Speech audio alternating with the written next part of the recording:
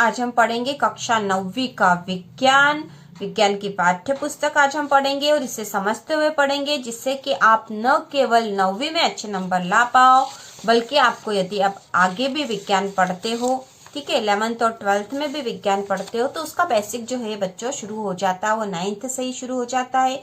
तो हमें आगे पढ़ने में भी आसानी रहेगी। हम विज्ञान को पूरा डिटेल में पढ़ेंगे, जिससे आपको आगे कंपटीशन एग्जाम के लिए भी आसानी हो। तो विज्ञान में आज हम पढ़ेंगे अध्याय 1, हमारे आसपास के पदार्थ। तो अध्याय 1 जो है हमारे आसपास के पदार्थ है, मुख्य रूप से पदार्थ के ऊपर बनाया हुआ टॉपिक है बच्चों। पदार्थ मतलब मैटर क्या होता है, हमारे आसपास जो मैटर है उसके बारे में हम कैसे जान सकते हैं, मैटर की कितनी अवस्थाएं होती है, सारी चीजें यहाँ पर आज हम पढ़ेंगे। तो चलो बच्चों शुरू करते हैं, और इसी तरह के और वीडियो देखने के लिए चैनल को सब्सक्राइब कीजिए, जिससे कि आप वीडियो की नोटिफिकेशन तुरंत प्राप्त कर सको। तो आज हम पढ़ेंगे, अपने चारों ओर नजर दौड़ाने पर हमें विभिन्न प्रकार की वस्तुएं नजर आती है, जिनका आकार, आकृति और बनावट अलग अलग होता है। इस विश्व में प्रत्येक वस्तु जिस सामग्री से बनी होती है उसे पदार्थ नाम दिया गया है, ठीक है। जिस हवा में हम सांस लेते हैं, जो भोजन हम खाते हैं, पत्थर, बादल, तारे, पौधे एवं पशु, यहाँ तक कि पानी की एक बूंद या रेत का एक कण, ये सभी पदार्थ है। ध्यान देने योग्य बात यह भी है कि ऊपर लिखी सभी वस्तुओं का द्रव्यमान होता है और ये कुछ स्थान घेरती। तो बच्चों हमें पता चल गया कि पदार्थ वे वस्तुएं हैं जिनका द्रव्यमान होता है तथा वे स्थान घेरती है, ठीक है। प्राचीन काल से ही मनुष्य अपने आसपास को समझने का प्रयास करता रहा है। भारत के प्राचीन दार्शनिकों ने पदार्थों को 5 मूल तत्वों में वर्गीकृत किया था, ठीक है। पंच तत्व कहा जाता था जिन्हें। ये पंच तत्व है वायु, पृथ्वी, अग्नि, जल और आकाश। तो पंच तत्व है वायु, पृथ्वी, अग्नि, जल और आकाश। उनके अनुसार इन्हीं पंच तत्वों से सभी वस्तुएं बनी हैं, चाहे वो सजीव हो या निर्जीव। उस समय के यूनानी दार्शनिकों ने भी पदार्थों को इसी प्रकार वर्गीकृत किया था, लेकिन आधुनिक वैज्ञानिकों ने पदार्थों को भौतिक गुणधर्म एवं रासायनिक प्रकृति के आधार पर 2 प्रकार में वर्गीकृत किया है। इस अध्याय में हम भौतिक गुणों के आधार पर पदार्थ के बारे में ज्ञान अर्जित करेंगे। पदार्थ के रासायनिक पहलुओं को आगे के अध्यायों में पढ़ेंगे। तो हम भौतिक गुण के आधार पर पदार्थों को यहाँ पर इस पाठ में वर्गीकृत करेंगे बच्चों। पदार्थ का भौतिक स्वरूप, पदार्थ कणों से मिलकर बना होता है। बहुत समय तक पदार्थ की प्रकृति के बारे में 2 विचारधाराएं प्रचलित थी। एक विचारधारा का यह मानना था कि पदार्थ लकड़ी के टुकड़ों की तरह सतत होते हैं, परंतु अन्य विचारधारा का मानना था कि पदार्थ रेत की तरह के कणों से मिलकर बने हैं। आइए क्रियाकलाप द्वारा पदार्थ के स्वरूप के बारे में हम पता करें। तो यहाँ पे क्रियाकलाप दे रखा है, ठीक है। एक 100 ml का बीकर ले, इस बीकर को जल से आधा भरकर जल के स्तर पर निशान लगा दे। दिए गए नमक या शर्करा को कांच की छड़ की मदद से जल में घोल दे। जल के स्तर में आए बदलाव का ध्यान दे।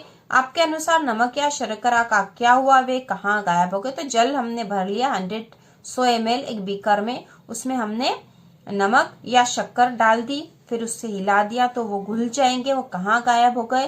क्या जल के स्तर में कोई बदलाव आया है।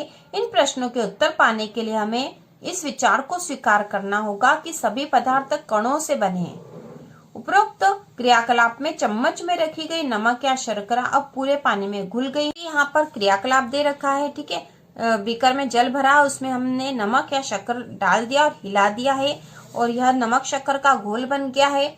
जब हम जल में नमक घोलते हैं तो नमक के कण जल के कणों के बीच के रिक्त स्थानों में समावेशित हो जाते हैं। तो नमक के कण जो है जल के कणों के बीच में यहाँ पर समावेशित हो गए हैं। तो इस प्रकार हमने पदार्थ के बारे में पता लगाया है। पदार्थ के कण कितने छोटे हैं। तो यहाँ पर एक और क्रियाकलाप दे रखा है पोटेशियम परमैंगनेट वाला, ठीक है। पोटेशियम परमैंगनेट का एक और क्रियाकलाप दे रखा है यहाँ पर, ठीक है। पदार्थ के कण बहुत छोटे होते हैं, इसे पढ़ना इतना आवश्यक नहीं है बच्चों। पदार्थ के कण बहुत छोटे होते हैं, इतने छोटे कि हम कल्पना भी नहीं कर सकते। अब पदार्थ के कणों के अभिलाक्षणिक गुण, पदार्थ के कणों के बीच रिक्त स्थान होता है, ठीक है। ये इसका गुण है कि पदार्थ के कणों के बीच रिक्त स्थान होता है, इसी से उसमें दूसरे पदार्थ घुल सकते हैं। तो यहाँ पे जो क्रियाकलाप दे रखा था, और इसी प्रकार हम चाय, कॉफी या नींबू पानी बनाते हैं, ठीक है। तो जब हम चाय बनाते हैं तो पानी में सारी चीजें हम घोल देते हैं, पानी और दूध में सब सारी चीजें घुल जाती, मतलब उनमें कुछ स्थान था रिक्त स्थान जिनमें ये सारे घुल के एक जैसा हो गया। तो एक पदार्थ के कण दूसरे पदार्थ के कणों के रिक्त स्थानों में समावेशित हो जाते हैं। यह दर्शाता है कि पदार्थ के कणों के बीच पर्याप्त रिक्त स्थान होता है। ठीक है, पदार्थ के कण निरंतर गतिशील होते हैं। पदार्थ के कण निरंतर गतिशील होते हैं, ये इसका दूसरा अभिलाक्षणिक गुण है। तो पदार्थ के कण निरंतर गतिशील होते हैं, अर्थात उनमें गतिज ऊर्जा होती है। तापमान बढ़ने से कणों की गति तेज हो जाती है, इसलिए हम कह सकते हैं कि तापमान बढ़ने से कणों की गतिज ऊर्जा भी बढ़ जाती है। ठीक है, तो यह भी इसका अभिलाक्षणिक गुण है दूसरा। उपरोक्त यह पढ़ना इतना आवश्यक नहीं। अब हम आगे पढ़ेंगे। पदार्थ के कण एक दूसरे को आकर्षित करते हैं। अभी तीसरा, पदार्थ के कण एक दूसरे को आकर्षित करते हैं। पदार्थ के कणों के बीच एक बल कार्य करता है, यह बल कणों को एक साथ रखता है। इस आकर्षण बल का सामर्थ्य प्रत्येक पदार्थ में अलग अलग होता है। तो एक दूसरे को कितने बल से वो आकर्षित करते हैं, यह अलग अलग पदार्थ के अनुसार अलग अलग बल लगता है उनमें। तो इस प्रकार हमने पदार्थ के कणों के 3 अभिलाक्षणिक गुण पढ़े बच्चों। ठीक है, 3 हमने अभिलाक्षणिक गुण पढ़ लिए हैं पदार्थ के कणों के बीच रिक्त स्थान होता है, पदार्थ के कण निरंतर गतिशील होते हैं और पदार्थ के कण एक दूसरे को आकर्षित करते हैं। आगे हम पढ़ेंगे पदार्थ की अवस्थाएं। अपने आसपास के पदार्थों को ध्यान से देखिए, ये कितने प्रकार के हैं। मतलब आप भी अपने आसपास के पदार्थ मतलब वे चीजें, वे सारी वस्तुएं जिनका द्रव्यमान है, जो स्थान घेरती है, वे सारी चीजें पदार्थ कहलाएगी।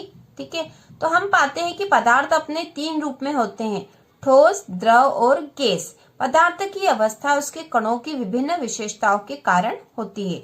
अब हम पदार्थ की तीनों अवस्थाओं के गुणों का विस्तार से अध्ययन करेंगे। तो पदार्थ के जो है 3 रूप हैं, ठोस, द्रव और गैस। तीनों प्रकार के रूप आपने देखे होंगे बच्चों।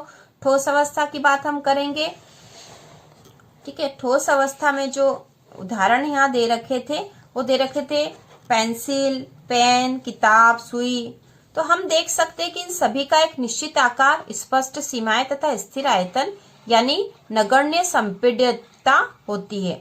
स्थिर आयतन होता है। ठीक है, संपीड्यता नहीं होती, मतलब यदि इनको दबाएंगे तो वो और दब नहीं जाएंगे क्योंकि उनका आयतन जो है स्थिर है। क्योंकि अब ठोस पदार्थ की बात करें जिसमें किताब है, पेंसिल है, तो ऐसी चीजें जो है इनका स्थिर आयतन होता है। बाह्य बल लगाने पर भी ठोस अपने आकार को बनाए रखते हैं। बल लगाने पर ठोस टूट सकते हैं लेकिन इनका आकार नहीं बदलता, इसलिए दृढ़ होते हैं। जो है द्रव अवस्था। ठीक है, ठोस अवस्था हमने पढ़ ली है। अब द्रव अवस्था जो है, द्रव का आकार नहीं लेकिन आयतन निश्चित होता है। द्रव का आकार नहीं लेकिन आयतन निश्चित होता है। जिस बर्तन में इन्हें रखा जाए तो ये उसी का आकार ले लेते हैं।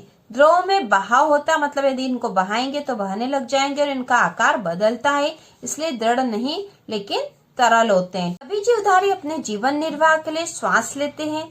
जलीय जंतु जल में घुले ऑक्सीजन के कारण श्वास लेते हैं।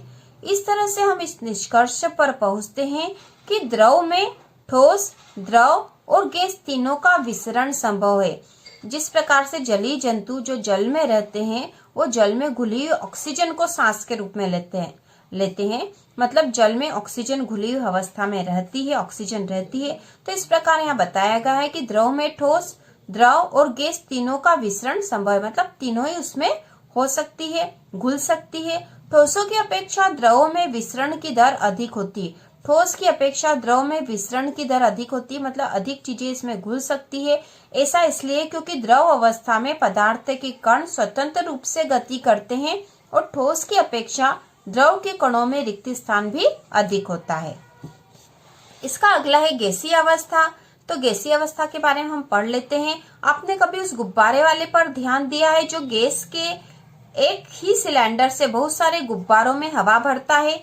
उससे पता लगाए कि एक सिलेंडर से वह कितने गुब्बारे भरता है। उससे पूछिए कि सिलेंडर में कौन सी गैस है, तो गैस जो है गुब्बारे में भरते हैं, तो इतनी जो हवा उसमें कहाँ से आती है, यह पूछा गया है यहाँ पर।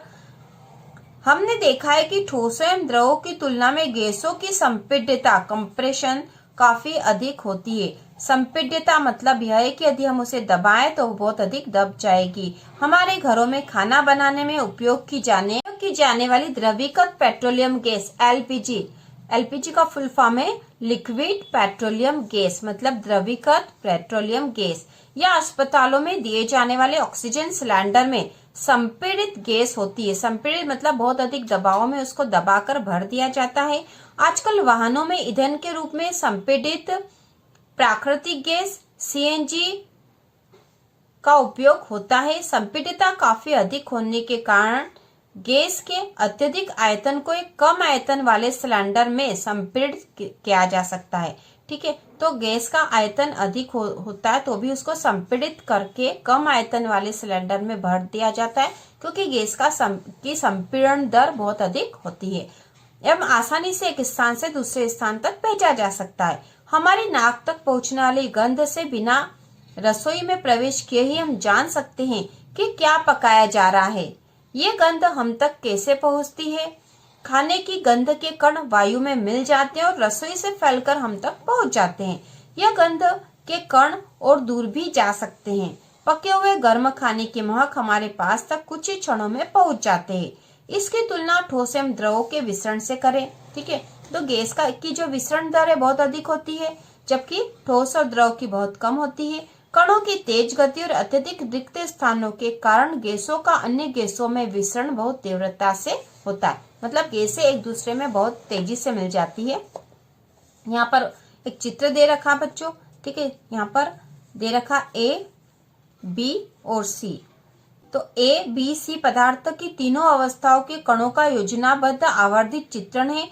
तीनों अवस्थाओं में कणों की गति को देखा जा सकता है और उसकी तुलना की जा सकती है। तो यह जो है ये ठोस अवस्था है। ठीक है, ठोस अवस्था है तो ठोस के कण इस तरह से एक दूसरे के बहुत अधिक पास पास होते हैं, बहुत अधिक पास पास होते हैं। जबकि जो दूसरा चित्र दे रखा द्रव का है, द्रव के कण एक दूसरे से थोड़ी दूर होते हैं। जबकि तीसरा जो चित्र दे रखा है गैस का, और गैस के कण एक दूसरे से बहुत अधिक दूर दूर होते हैं।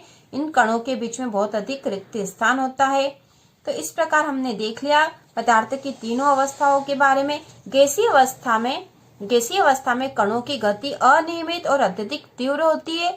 इस अनियमित गति के कारण ये कण आपस में एवं बर्तन की दीवारों से टकराते हैं।